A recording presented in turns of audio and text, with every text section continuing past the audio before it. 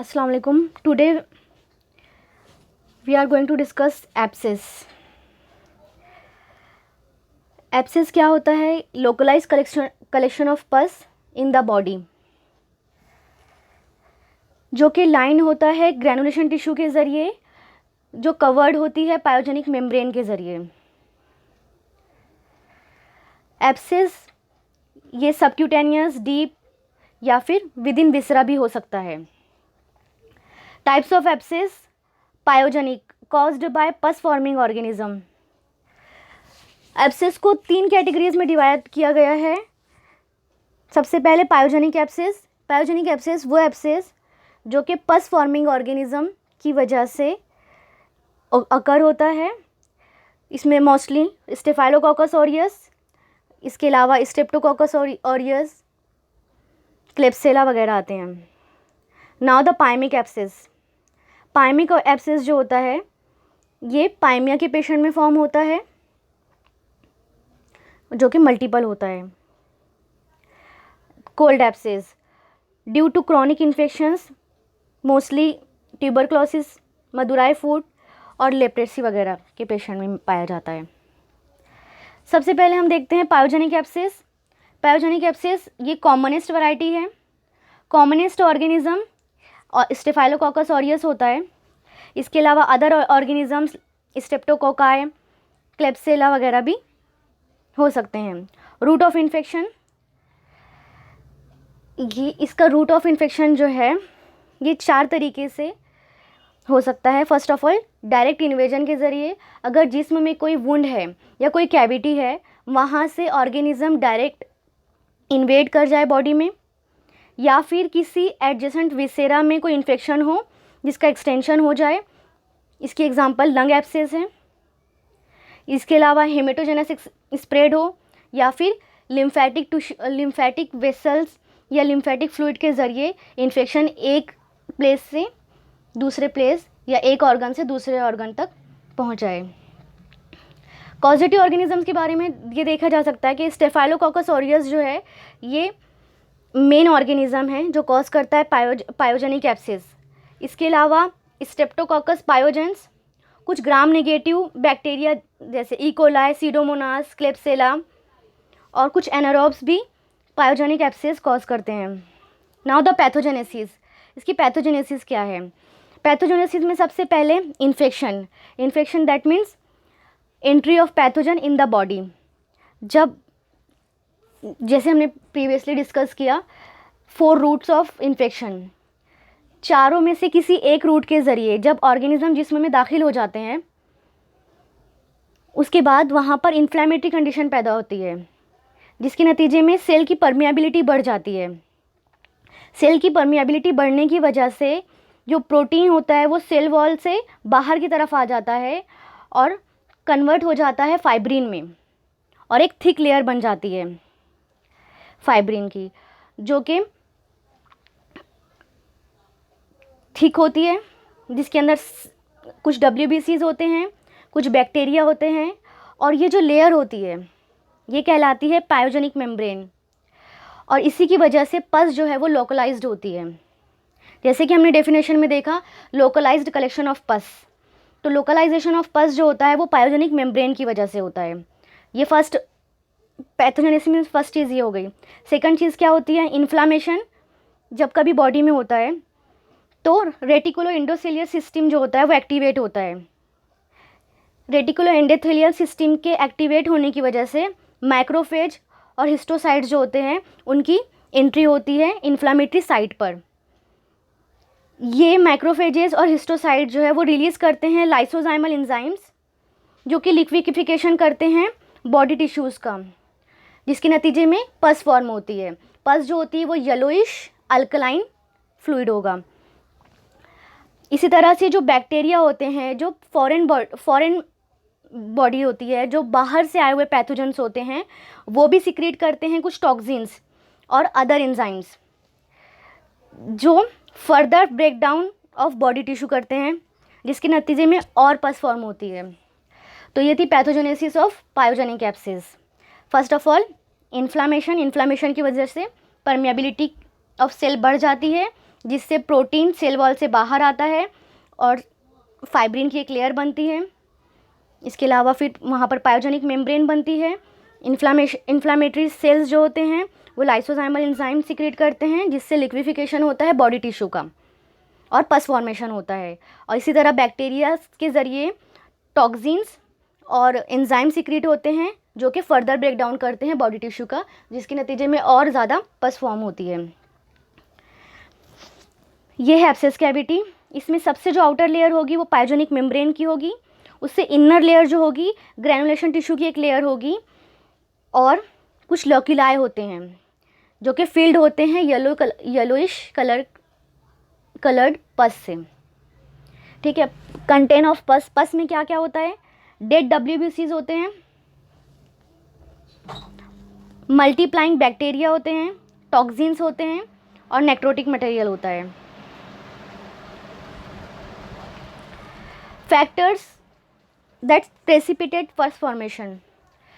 यहाँ पर कुछ फैक्टर्स होते हैं जो पस फॉर्मेशन में मदद करते हैं, जैसे कि पेशेंट का JC, जनरल कंडीशन, अगर पेशेंट एनेमिक है, पेशेंट की एज ज़्यादा है, या फिर चिल्ड्रेन में, इसी तरह से अगर न्यूट्रिशनल डिफिसिट है, या patient is associated with other disease like HIV, diabetes, immunosuppressant, ऐसे पेशेंट में मोर पस फॉर्म होगी।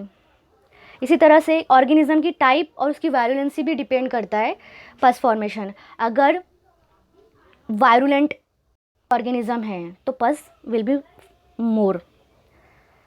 इसी तरह से ट्रॉमा, हिमेटोमा और रोड ट्रैफिक एक्सीडेंट वगैरह भी प्रेसिपिटेट करते हैं पस फॉर्मेशन को। अब क्लिनिकल फीचर में सबसे पहले जो लोकल टेम्परेचर होगा वो रेज्ड होगा, वहाँ पर हीट कैलोर मिलेगी।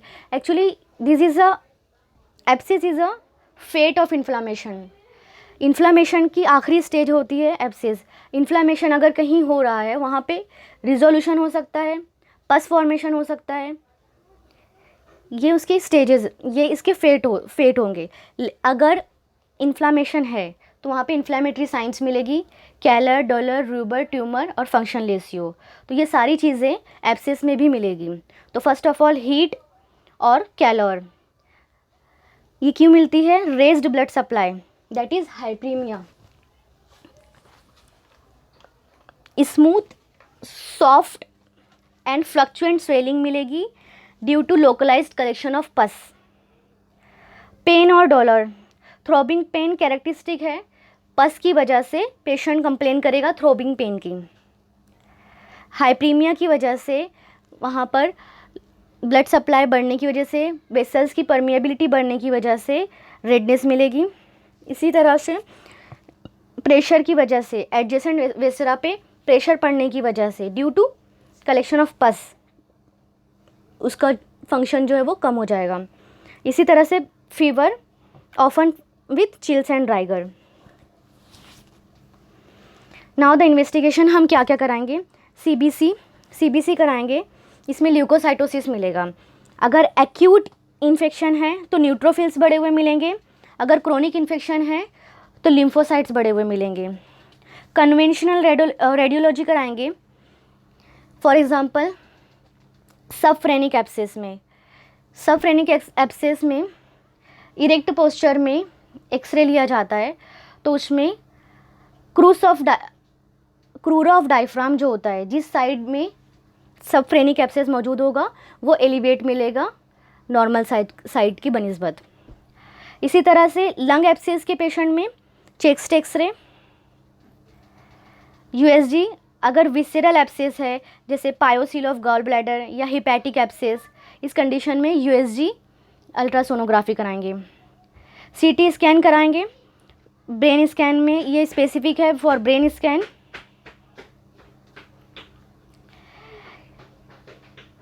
इसके ज़रिए हम डिफ्रेंशिएट करेंगे ट्यूमर और एब्सेस के दरमियान में। आइसोटॉप स्कैन किया जाता है, इसमें क्या किया जाता है? कुछ रेडियो एक्टिव टेक्नीशियम या फिर गैलियम को इंजेक्ट किया जाता है इंट्रावेनसली, उसके बाद एक्सरे लिया जाता है। इसको भी ब्रेन एब्सेस को डायग्नोज करने के लिए यूज़ करते हैं। ट्रीटमेंट, अगर पस लोकलाइज नहीं हुई है, पस पॉइंट नहीं मिला है, तो rest of the part, proper rest देंगे पार्ट को, सूटेबल एंटीबायोटिक्स स्टार्ट करेंगे। अगर लोकलाइजेशन ऑफ पस हो गया है, पस पॉइंट मिल रहा है, फ्लक्चुएशन मौजूद है, ऐसी इस कंडीशन में इंसिजन और ड्रेनेज करेंगे। अगर सुपरफिशियल या सबक्यूटेनियस एब्सेस है तो इस कंडीशन में लोकल एनेस्थेशिया के ज़रिए, माइनर ऑपरेशन के ज़रिए, माइनर आईएनडी की जाएगी और उसके बाद डेली पैकिंग की जाएगी इस स्टेराइल सॉल्यूशन के ज़रिए और इसी तरह उसको क्लीनिंग करेंगे H2O2 और बीटाडीन से। लेकिन अगर एब्सेस मौजूद है किसी वेसेरा में या डीप सीटेड है, देन USG गाइडेड एस्पिरेशन किया जाता है, जैसे हेपेटिक और रीनल एब्सेस में। इस कंडीशन में USG गाइडेड एस्पिरेशन करते हैं। अगर गॉल ब्लैडर में एब्सेस मौजूद है, that is pyocele of the gall bladder, तो इस कंडीशन में कोलेसिस्टेक्टोमी करेंगे। जब कभी आईएनडी की जाती है, एक क्रूशिएट इंसिजन देंगे most dependent and most prominent part पे। क्रूशिएट इंसिजन देने के बाद जो उसके फ्लैप्स हैं, कॉर्नर्स ऑफ द फ्लैप्स हैं, उनको एक्सरसाइज करेंगे। लिटिल फिंगर या इंडेक्स फिंगर को इंसर्ट करके जितने भी लोक्यूलाई हैं उनको अच्छे से ब्रेक करना है। उसके बाद एंटीसेप्टिक सॉल्यूशन से अच्छे से सीरिंजिंग करनी है, क्लीन करना है उस पार्ट को और कंफर्म करना है कि कोई लोक्यूलाई रह तो नहीं गए हैं। उसके बाद डेली पैकिंग करनी है स्टेराइल सॉल्यूशन से। Antibiotic of choice for staphylococcus infection जो है वो क्लॉक्सासिलिन है, 500 mg देते हैं BD में। अगर एब्सेस को हमें एस्पिरेट करना है तो एक वाइड बोर नीडल के ज़रिए करते हैं, क्योंकि जो पस होता है वो थिक मटेरियल होता है। इस डायग्राम में आप देख सकते हो एब्डोमिनल एब्सेस को ड्रेन किया जा रहा है, एस्पिरेट किया जा रहा है with the help of syringe and you can see the colour of pus in the syringe. Now one more thing, Hilton's modified method of I and D. अगर कभी एब्सेस ऐसी जगह मौजूद हो जहाँ आसपास इम्पॉर्टेंट वेसल्स, नर्व्स मौजूद हों जिनके इंजर्ड होने का ख़तरा हो, तो ऐसी कंडीशन में कन्वेंशनल इंसिजन एंड ड्रेनेज नहीं करते हैं। इसमें हिल्टन्स मॉडिफाइड मेथड का इस्तेमाल किया जाता है।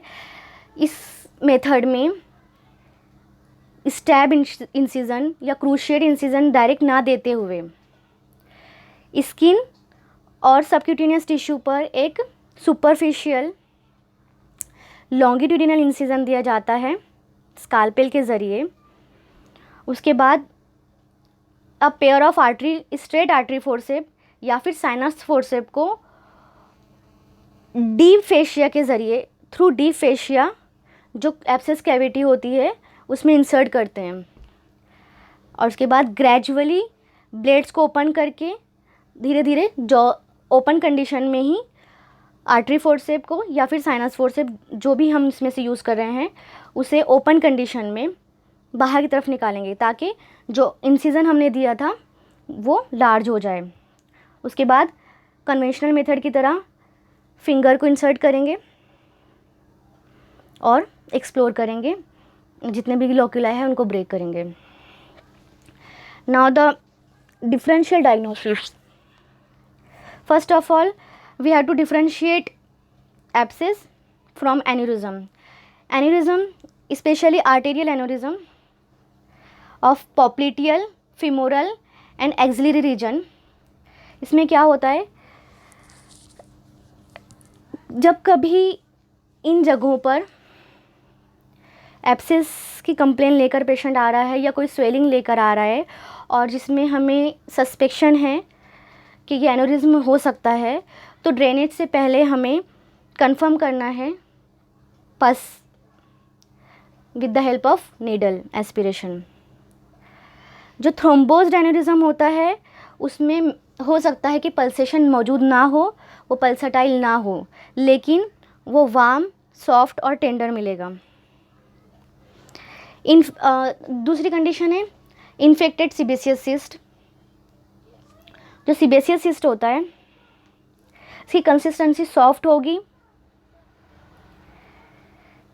लेकिन इतनी सॉफ्ट नहीं होगी जितनी कि एब्सेस की होती है। वो फ्लक्चुएंट होगा, सॉफ्ट होगा। लेकिन सीबेसियस सिस्ट जो होता है इसके अंदर पल्टेशियस मटेरियल होता है, जिसकी वजह से as compare to abscess it will not so soft, और ये पाल्पेटिंग फिंगर को यील्ड करने देगा। ठीक है, इसके अलावा इसमें पंक्टम मौजूद होगा। इन्फेक्शन होने की वजह से रेडनेस मौजूद होगी, लोकल टेम्परेचर भी रेज होगा। ये दोनों पॉइंट सिमिलर हैं। डिफ्रेंशिएटिंग पॉइंट सिर्फ दो रहेंगे इसमें, yield the पाल्पेटिंग finger and punctum will be present. Lipoma, lipoma क्या है? एक यूनिवर्सल ट्यूमर है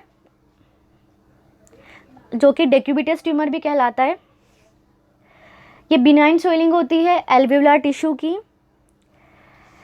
इसमें जो डिफरेंशिएटिंग पॉइंट है, जो इसको डिफरेंशिएट करता है एब्सेस से, वो है इसमें redness, fluctuation, sign of inflammation, ये सारी चीज़ें एब्सेंट होगी। इसमें स्लिप साइन मिलेगी।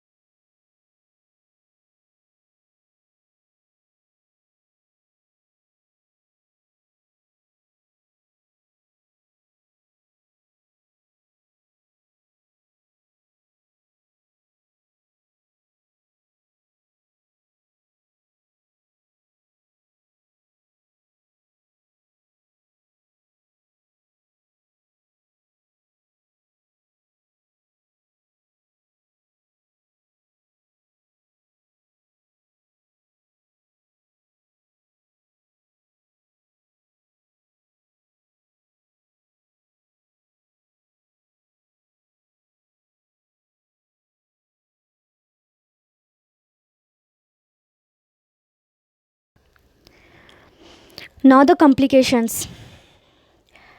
एब्सेस अगर बर्स्ट हो जाए और वहाँ से उस जगह से बैक्टीरिया ब्लड स्ट्रीम में शामिल हो जाए तो ये कंडीशन कहलाएगी बैक्टीरियम। या फिर बैक्टीरिया के टॉक्सिन्स जो है वो ब्लड स्ट्रीम में दाखिल हो जाए तो ये कंडीशन कहलाती है टॉक्सीमिया। इसके अलावा अगर सेप्सिस हो जाए, सेप्टिसीमिया, और अगर पस ब्लड स्ट्रीम में सर्कुलेट हो जाए तो ये कंडीशन कहलाएगी पाइमिया। इसी तरह से अगर एब्सेस को इम्प्रॉपर तरीके से ड्रेन किया जाए या इनएडिक्वेट ड्रेन किया जाए या नॉन डिपेंडेंट पार्ट पे ड्रेन किया जाए तो इस कंडीशन में पर्सिस्टेंट साइनस या फिस्टुला फॉर्म होने के चांसेस होते हैं। इसी तरह से अगर प्रॉपर आईएनडी करने से पहले एंटीबायोटिक स्टार्ट कर दी गई तो एंटीबायोमा फॉर्म होता है। एंटीबायोमा का मतलब होता है एंटीबॉडी इंड्यूस्ड ट्यूमर। इसमें क्या होता है, एंटीबायोटिक स्टार्ट करने के नतीजे में जो पस होती है उसमें बैक्टीरिया डेड हो जाते हैं, दैट मीन्स स्टेराइल पस होती है, लेकिन वो एक कैविटी में इनक्लोज्ड होती है। So there is a tumour, that is antibioma, antibody induced tumour. इसी तरह से एब्सेस जो होता है वो इरोड करता है एडजेसेंट वेसल्स को, जिसके नतीजे में टॉरेंशियल हिमरेज होने के चांसेस होते हैं। ऐसा पैनक्रियाटिक एब्सेस में देखा गया है। इसी तरह से ब्रेन एब्सेस की कंडीशन में intracranial hypertension, epilepsy, neurological deficit वगैरह के कॉम्प्लिकेशन होने के चांसेस होते हैं। लीवर एब्सेस के केस में hepatic failure, jaundice may be occur. In case of lung abscess, there will be bronchopleural fistula formation और acute respiratory distress syndrome या फिर respiratory failure होने के भी chances होते हैं। Now, what is pymia? This condition is characterized by formation of secondary foci of suppuration in various parts of the body. Pyaemia में होता क्या है, इसमें सेकेंडरी फोकाई ऑफ सपुरेशन बनता है बॉडी के बहुत सारे पार्ट्स में। और फोकाई जो बनता है इसमें क्या होता है, सेप्टिक एम्बोलाई होता है, उसका लॉजमेंट हो जाता है जिसके अंदर clump of organism, infected clot या वेजिटेशन मौजूद होता है, जो कि इन्फेक्टेड थ्रोम्बस के डिसलॉजमेंट की वजह से होता है। किसी पार्ट से इन्फेक्टेड थ्रोम्बस जो है वो ब्रेक हो जाता है, डिसलॉज हो जाता है और सर्कुलेशन में मिल जाता है, जिसकी वजह से क्या होता है, एक सेप्टिक एम्बोलिज्म जो होता है जिसके अंदर clump of organism, infected clot, vegetation, ये सारी चीज़ें मौजूद होती है। तो सेकेंडरी फोकाई बनता है सपोरेशन का वेरियस पार्ट में, जहाँ जहाँ वो जाएगा उस जगह पर फोकाई ऑफ सपोरेशन बनेगा। ओकेजनली एसोसिएटेड विथ, देखा गया है कि पाइमिया जो है वो ओकेजनली एसोसिएट होता है कुछ डिसीज़ के साथ, जैसे कि acute osteomyelitis, acute inflammation of intracranial sinus, acute bacterial endocarditis, acute appendicitis, portal pyaemia, liver abscess. Now the pyaemic abscess. Pyaemic abscess क्या होता है, दिस इज अ मेटास्टैटिक या haematogenous abscess, usually multiple, caused by staphylococcal bacteria, that is pus forming organism in the blood. इसमें main ये चीज़ होती है कि due to pyaemic emboli in circulation various part of the body में abscess formation होता है। इसके क्लिनिकल फीचर ये होंगे कि ये मल्टीपल होगा नंबर में, मिनिमल और एब्सेंट टेंडरनेस मिलेगी इसमें, लोकल टेम्परेचर हो सकता है कि may not be raised, commonly ये सब फेशियल प्लेन में होता है, ये नॉन रिएक्टिंग टाइप का होता है in nature, constitutional disturbances are tremendous, इसमें क्या होगा, हाई फीवर मिलेगा, राइगर और टॉक्सीमिया। ये विसरा में हो सकता है, जैसे स्प्लीन, किडनी वगैरह। अगर ये वाइटल ऑर्गन्स ब्रेन और हार्ट में हो तो ये फैटल हो सकता है। इसका ट्रीटमेंट क्या होगा, इसमें मल्टीपल एक्सिजन देना पड़ेगा अगर सुपरफिशियल एब्सेस मौजूद है तो। सूटेबल पेरेंटल एंटीबायोटिक स्टार्ट करेंगे। ब्रॉड स्पेक्ट्रम एंटीबायोटिक इस्तेमाल की जाती है। और जो स्टेफाइलोकोकस ऑरियस के लिए ड्रग ऑफ चॉइस है क्लॉक्सासिलिन, वो हम दे सकते हैं 500 mg। इसी तरह से पस कल्चर और सेंसिटिविटी के बाद according to culture antibiotic choose करेंगे। पहले चेक करेंगे what is the source of infection और उस इन्फेक्शन को ट्रीट करेंगे।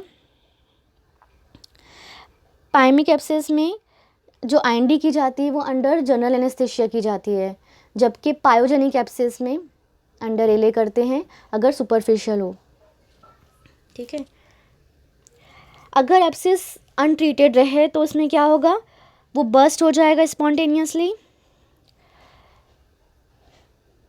जहाँ पर भी लीस्ट टिश्यू रिएक्शन होगा उस जगह से वो बर्स्ट ओपन हो जाता है, जैसे कि स्किन में या किसी एपिथेलियल सरफेस में, ओरल कैविटी में, गट्स में, depend on the reaction. Now the last type is cold abscess. This is cold and non reacting in nature. अब इसको कोल्ड एब्सेस इसलिए बोलते हैं क्योंकि इसमें कोई भी इन्फ्लेमेटरी साइन नहीं मिलेगी। Almost always a sequelae of tubercular infection anywhere in the body, mostly lymph node, bones या जॉइंट में अगर ट्यूबरकुलोसिस हुई हो उसकी एज ए सिक्वेल ये कोल्ड एब्सेस होता है। Almost always caseation of lymph nodes forms abscess. Chronic abscess, ये टाइप है क्रॉनिक एब्सेस की, इसमें पेन की कंप्लेन होगी, अदर साइन ऑफ इन्फ्लामेशन जो है वो एब्सेंट होगा, दैट इज़ कैलर, ड्यूलर, रूबर, ये सारी चीज़ें एब्सेंट होगी, लेकिन पेन मौजूद होगा। और पेन क्यों होता है, पेन पस की वजह से होता है। पस की वजह से जो नर्व्स की एंडिंग्स होती है वहाँ पर प्रेशर पड़ता है जो कि पेन कॉज करता है। कॉमनेस्ट साइट्स, नेक और एक्जिला मोस्ट कॉमन साइट्स हैं कोल्ड एब्सेस के लिए। Lion from spine carries, at the side of chest wall from TB of ribs. अगर रिब्स का ट्यूबरकुलोसिस हुआ है तो चेस्ट वॉल में के साइड्स में मिल सकता है कोल्ड एब्सेस। एट बैक या साइड या फिर even anterior part of chest wall में मिल सकता है। लैटरल और एंटीरियर क्यूटेनियस नर्व या ब्रांचेस ऑफ इंटरकॉस्टल नर्व जो कि posterior mediastinal group of lymph nodes की ब्रांचेस हैं, इन सारे लिम्फ नोड्स का भी कैसिएशन होने के नतीजे में कोल्ड एब्सेस मिल सकता है। Cold abscess can travel a long distance along definite anatomical plane or tracing a nerve or vessel near the ends of long bones and joint tuberculosis। अगर किसी जॉइंट में ये लॉन्ग या किसी बोन में tuberculosis हुआ है तो उसके एंड में भी मिल सकता है। Now the treatment after confirmation of diagnosis, that is there is a tubercular abscess, we have to start anti-tubercular regime। अगर एब्सेस एंटी-ट्यूबरकुलर regime देने के बाद भी कंटिन्यू है तो हमें एस्पिरेशन करना है, which should be obliquely through the normal skin, not through the most dependent or most prominent part। अगर मोस्ट डिपेंडेंट और मोस्ट प्रोमिनेंट पार्ट में से एस्पिरेशन करेंगे या एनडी तो कॉन्ट्राइंडिकेटेड है, अगर एस्पिरेशन करते हैं मोस्ट डिपेंडेंट या मोस्ट प्रोमिनेंट पार्ट पे तो साइनस फॉर्मेशन के चांसेस रहते हैं। आफ्टर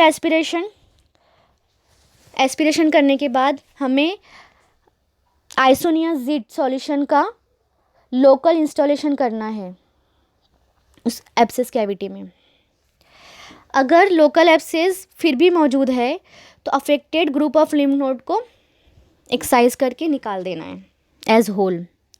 इसमें कभी भी आईएनडी नहीं करेंगे क्योंकि in case of cold abscess persistent sinus will be formed if we do incision and drainage. Thanks for today.